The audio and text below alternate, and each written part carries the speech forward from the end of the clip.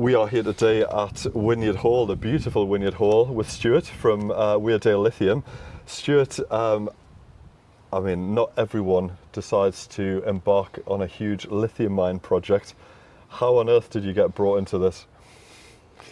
Well, I think it's a number of factors really with how the opportunity's been presented. And I would say that the industrial heritage of Weardale is the cornerstone of its future. Rich geological environment, allowing for hot salty water to be mineralized with lithium salts. And so the unique geology of Weardale is really what drove us to look at the opportunity. We can't take any credit because there's always a backstory, and the backstory here is actually academically led. Professor Paul Younger back in the day, Newcastle University really did see the opportunity for geothermal energy from those hot salty water that I mentioned. And he was a visionary that led to the sinking of wells some over 20 years ago now. And we've been the beneficiaries of that. And how I came to be involved in this is my background is mining finance. I've been in and around natural resources I'm now in my second decade of it. And we put together a company of like-minded individuals with a common goal to sustainably produce lithium in County Durham.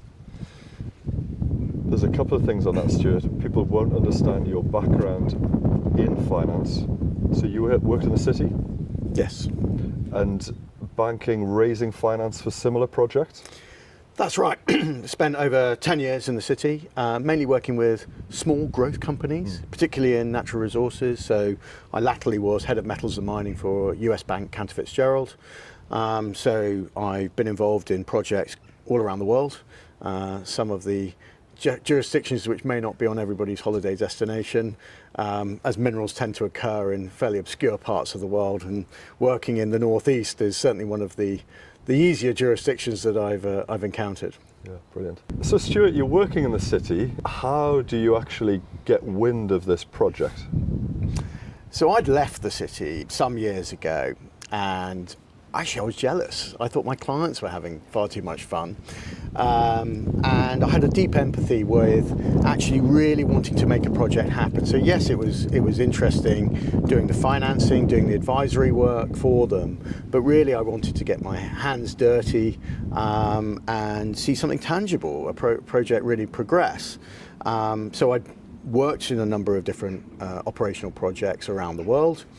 And I was approached by somebody I knew in the industry who said, well, look, have you heard about there may be an opportunity in the northeast? And so, like all good things, I jumped on a Zoom call with a bunch of strangers, did some analysis and rolled up our sleeves and off we went.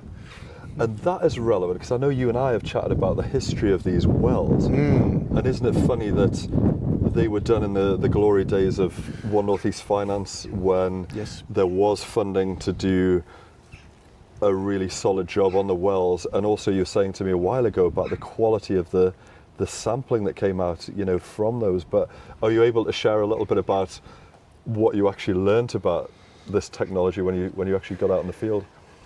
So the endowment which we've inherited is really high quality.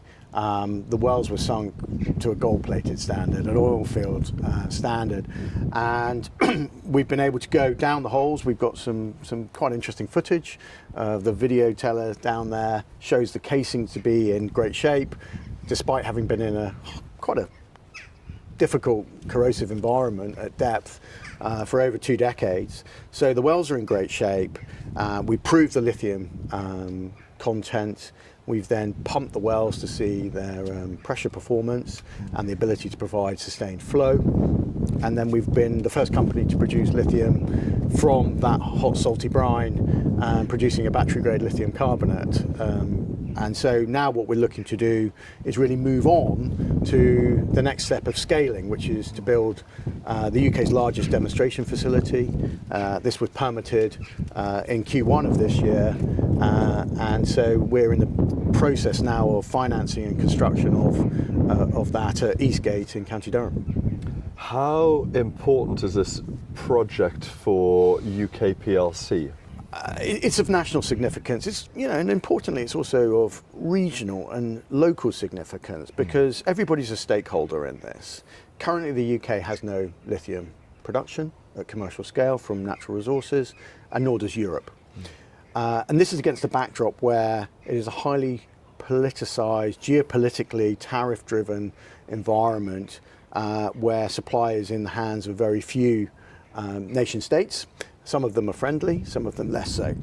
So if the UK and Europe is to achieve its objectives of electrification, of cleaner, sustainable energy, then it needs some secure, environmentally sustainable sources of critical raw materials such as lithium. So it has been recognised by the UK government as a key project in its critical mineral strategy. It has been recognised by some grant funding that we've secured with Innovate UK to progress some of the industrial research and development. And we're also fielding a lot of inquiries internationally now to develop the project. So, but I always come back to place, and the key place is Eastgate in Durham Dales and the surrounding North Pennine ore field.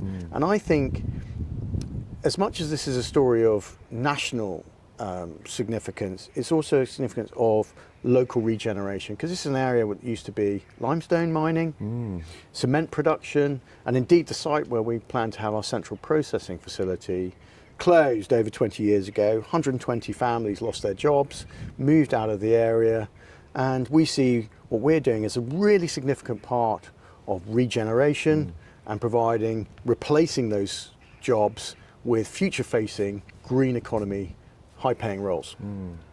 So what is the impact? We're talking about jobs there, but what is the kind of wider impact for Eastgate and that wider environment? So we think the ripple effect from Eastgate will be substantial. And we've commissioned analysis from independent experts that calculates our project would have a knock-on effect of about £1 billion into the UK supply chain, and 90% of that would be based in the northeast.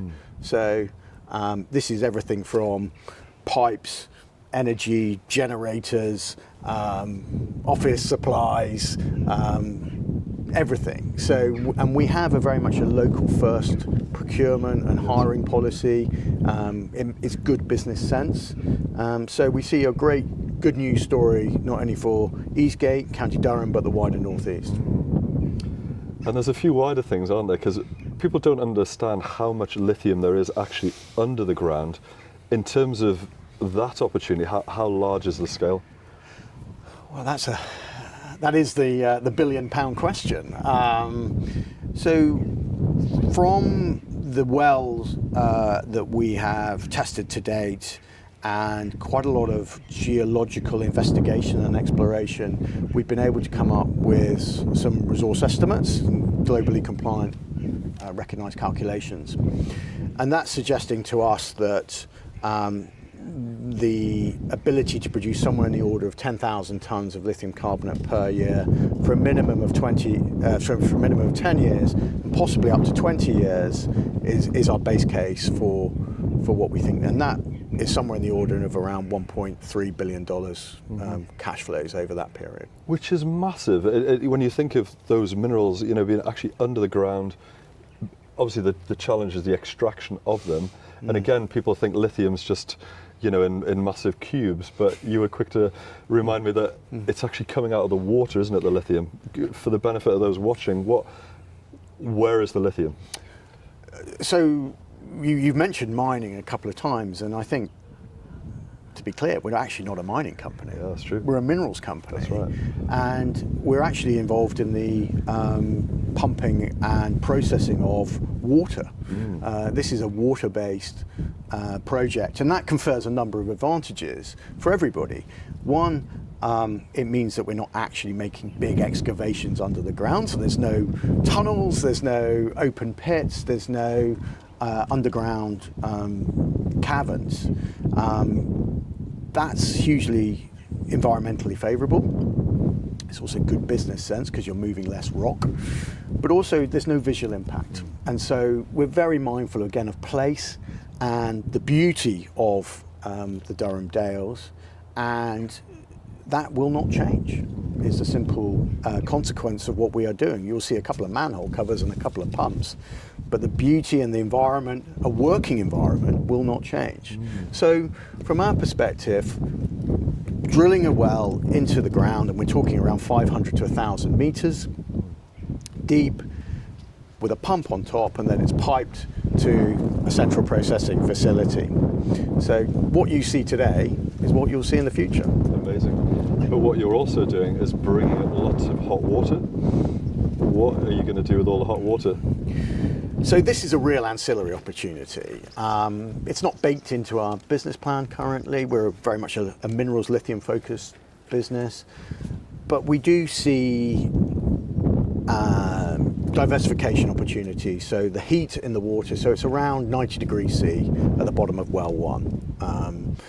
And that presents a geothermal gradient which potentially is of commercial value.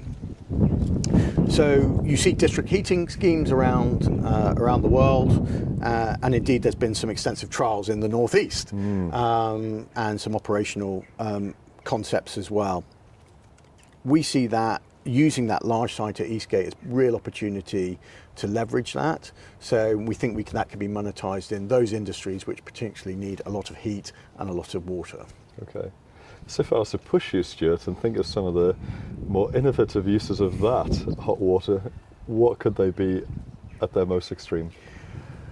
So, if we dare to dream, what could it look like? I think at one end we could be looking at natural spas, we could be looking at community swimming pools, both requiring lots of hot water, having been processed to the required standards. We also could be looking at potable water, we could have the Weardale Whiskey Company, we've got the Weardale Water Company, but if you then look at, say, perhaps an agri-tech type opportunity, you could be looking at Weardale pineapples or Weardale avocados under greenhouses, which would be completely in keeping with the agricultural food production that's already going on in the area. So, which is nuts. I could never imagine having pineapples, avocados from Weardale as a result of you bringing up all this hot or like high heat energy, into large greenhouses. It seems nuts, but yeah. But I think it's a case of when you're. I mean, we've been a company of firsts. We're the first to produce lithium. We're the first to produce, a lithium extraction plant. We're first to do lots of things. So being pioneers makes you think differently. It does. And fearlessly, but also thoughtfully. And so when we talk about those kind of seemingly esoteric, dare I say it, Disneyland ideas, dare to dream, be possible. I think that's what I love about meeting with you, Stuart. I don't meet people like you all the time, but people that have got significant vision. If you look at the scale of what you're talking about, it's a multi-billion-dollar output from this. But then going backwards, raising the finance, the impact on a region, the complexity of actually pulling the lithium out. None of these things are easy, but they're not impossible. But you need people that are prepared to dream and to be able to think of that vision and then work backwards and think, how do I execute on it? I don't meet many people that do that.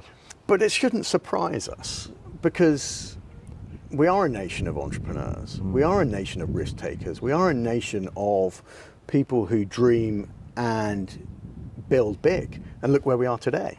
That's so good as well. Yeah. And particularly in the Northeast, it has that running through its DNA of being a centre of industrial innovation, of infrastructure, of thinking big with global impact. And I think it's the right home for this type of project. I really do.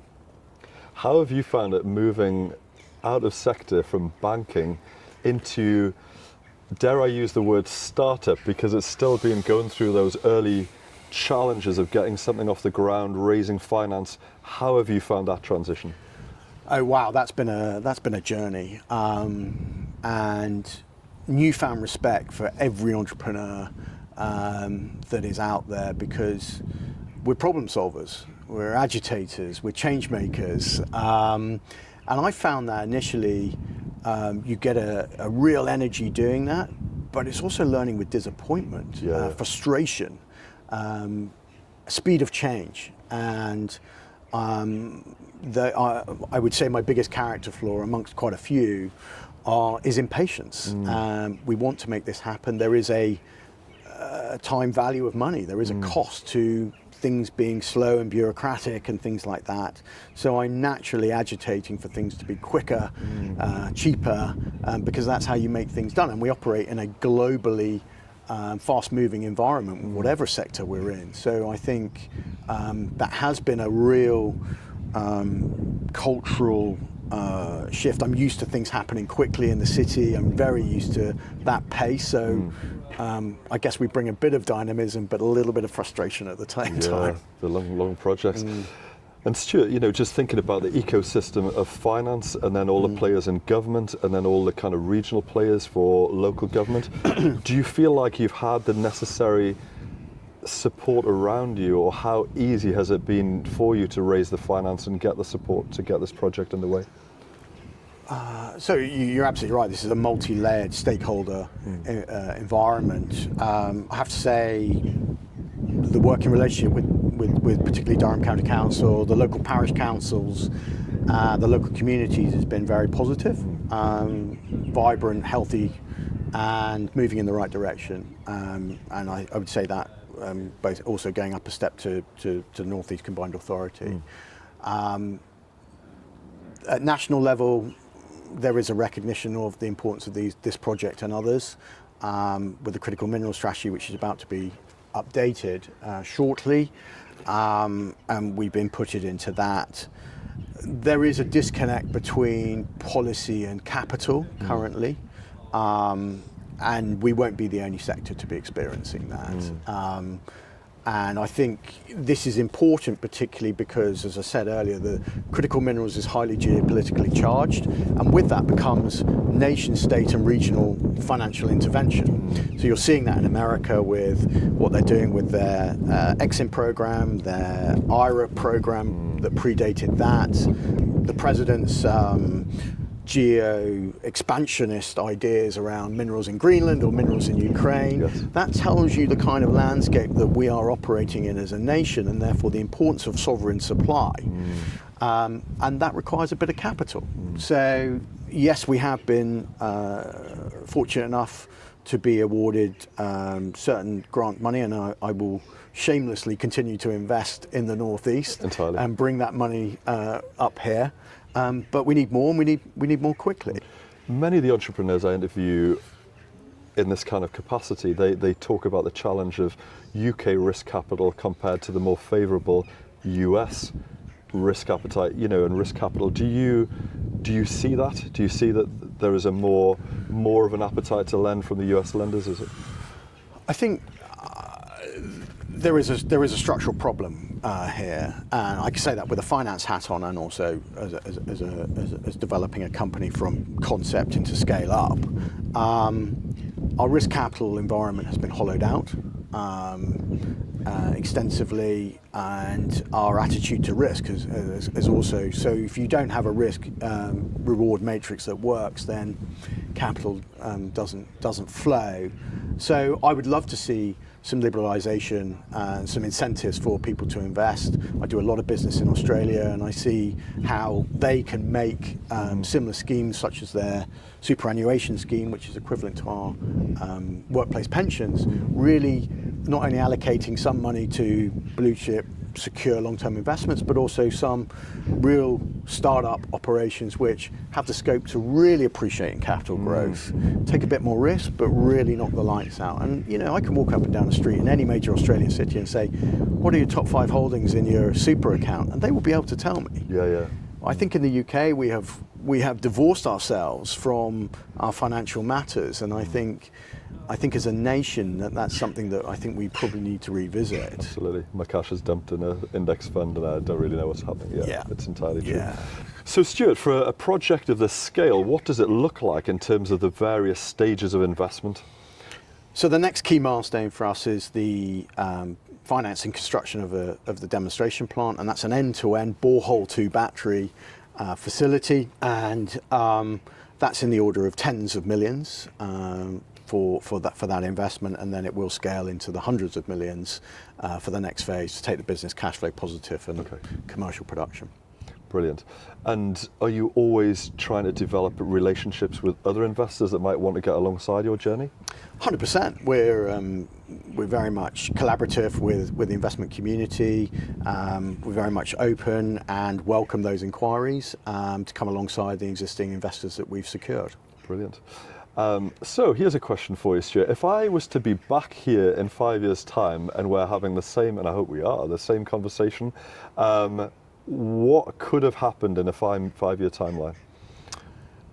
You will see, with everything falling into place, the full development of the Eastgate site into a commercial lithium production facility, producing battery-grade lithium carbonate for the UK and Europe with a Made in Durham stamp all over it. Made in Durham, made in the UK, and who knows, we might have pineapples, gin companies, any of the above, but a sizable undertaking. The lithium will be coming out of that water, coming to ground level, being processed, and then hopefully ending up in the automotive supply chain or battery technology. That's exactly right. I mean, the direct applications are in batteries for electric vehicles, battery electric storage systems. We're seeing is a huge growth market, both at residential and commercial level. There's some quite particular sensitive applications in defence that we're starting to work with. So as we all electrify, as we all consume more and more power and need batteries to retain that energy, make it more mobile, then the demand for lithium continues to increase. Okay. And Stuart, if this may be a tricky question, but if people are watching this and are thinking, I find this story fascinating. I mean, the backstory is amazing for the region, and you know, the growth story of what this could be is incredible. How could other people support you on this journey? Well, I'm a firm believer that everybody has something positive to contribute, and that ranges up from the conversation I have around the farmhouse kitchens in Weardale, to making sure that our landowners and stakeholders on the ground are extremely happy. So their support is vital, and I'm very pleased with the overwhelming support for our project as it went through planning. So that's important, that community buy-in, and we very much value the relationship with the local community of people in place. And then stretching up to decision makers, both at the regional level and the national level, is please continue to engage, please continue to be positive, and let's create a win-win for everybody. Right. Brilliant. So everyone just needs to get involved, learn about your project, stay positive, look for the right people. People make projects happen. They do. And it's as simple as that. Isn't it funny? All of these interviews I do, it is the people that make them happen. It's not some big corporate that just, you know, you need to have that vision, you need to have the execution, and it's the people that make it all come together. It's fascinating. But Stuart, this has been a fantastic conversation. I wish you success in all ways. If there is anyone watching this who wants to get involved, I'm sure they can reach out to you on LinkedIn. 100%. Please direct message. We're very much open. Always open for a coffee. But Stuart, it's been a pleasure. Thanks, Richard. Thank you so much. Yeah, Thank thanks. you.